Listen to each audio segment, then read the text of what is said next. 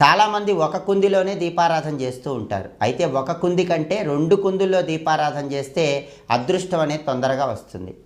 2 కుందులు ఉన్నప్పుడు ఒక కుందులో ఆవు నెయ్యి, ఇంకొక కుందులో నువ్వుల నూనె పోస్తే చాలా మంచిది.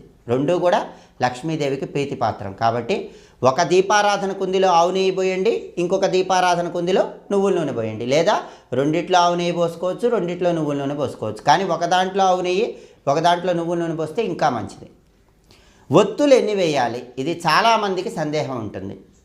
ఒక్క ఒత్తి వేయకూడదు, ఎట్టి పరిస్థితుల్లో ఒక్క ఒత్తి వేయకూడదు. అయితే చాలామంది ఒక పువ్వొత్తి వేస్తూ ఉంటారు.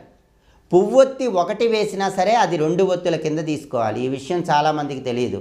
ఒక పువ్వొత్తి వేసి ఒక ఒత్తితో దీపం పెట్టాము, పువ్వొత్తితో పెట్టచ్చు అనుకుంటూ ఉంటారు. మీరు పువ్వొత్తులను ఉంటాయి, ఆ పువ్వొత్తి ఒకటి వేసినా సరే అది 2 ఒత్తులకు సంకేతం. పైన పువ్వు కింద కాడ, అది 2 ఒత్తుల కింద తీసుకోవాలి.